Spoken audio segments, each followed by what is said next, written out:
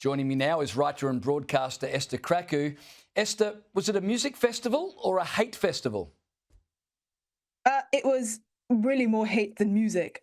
You would be surprised to know that many of the performances there were not something that normal working people know of. It's usually the kind of obsession of middle class young people that have £400 to spend getting drunk in a field with very questionable hygiene choices. Look, the biggest scandal here is the fact that the BBC actually aired this. You know, this was a surprise to no one. We've known that Glastonbury over the years invites a certain type of person, usually a very young, left-leaning, quite naive of the world individual whose politics are questionable. We've always known this. We've known for years when Stormzy decided to stand up on stage and start swearing at Boris Johnson and encouraging the crowd to swear at their then prime minister.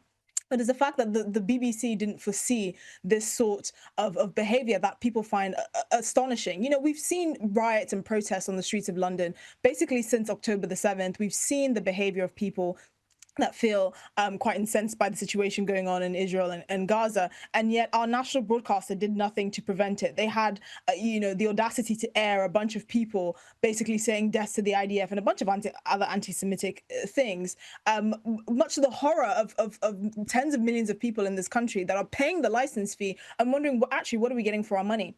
You know, a lot of broadcasters sensibly would actually create a delay in the broadcast so that if they see this sort of thing, that they would actually be able to stop it. But the BBC didn't do that. And they then came out with a groveling apology, as they usually do when they've been proven to fallen asleep at the wheel, and then said, oh, actually, you know what, we're not going to make this available on catch up, as if that's supposed to make the situation better. We know what to expect from people from Glastonbury. We know that their IQ and their level of political knowledge is not probably where the rest of the public's is. We know that they're a bunch of young, easily manipulated people. They're a bunch of Greta Thunbergs that find a new grievance to get excited about every week. But it's the fact that the BBC, the adults in the room, lack the editorial foresight to actually see this happening and be able to stop it, because this is an embarrassment. It's completely embarrassing that this is happening here in the UK, and the Western world are watching what is actually happening to this country.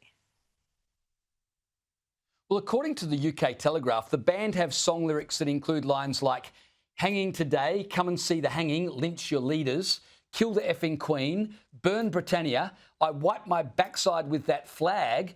You'd think someone might have noticed these guys weren't, exactly the Wiggles.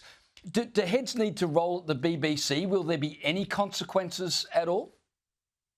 There won't be any consequences, I suspect, but public trust is going to keep getting gradually eroded, and the constant debate about the BBC license fee is going to be coming back in the news. You know, there have been people that have been talking about arresting this band, especially because now in Britain we have 30 people being arrested every day for online messages.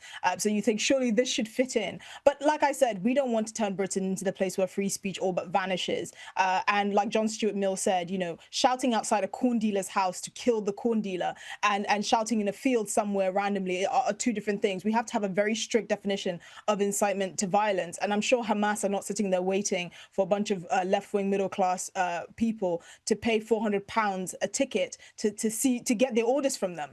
I'm sure Hamas are doing other things and are not concerned by what people going to Glastonbury have to say about them and engaging in all sorts of debauchery, which ironically Hamas would probably throw them off buildings for. So it's just a complete disgrace all around. And the country is just astonished that the BBC didn't even foresee this. It's so embarrassing. And it's such a disgrace. And I feel so sorry for everyone that had to see that and was personally offended by it.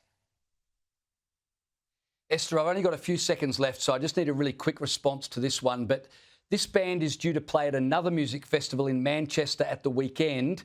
Should they be scrapped from the lineup, or should they be allowed to continue performing? Just really quickly. I think they should be allowed to continue performing. I think the bigger threat to Britain and life in Britain is free speech. And unfortunately, free speech sometimes involves abhorrent speech. But we have to be willing to defend it at all costs, or else, someone like me could be getting arrested for something that people don't agree with. Yeah, fair call, fair call. Esther, I'm sorry I don't have more time to talk to you tonight, but it's always a joy to catch up, and I really appreciate your time this evening.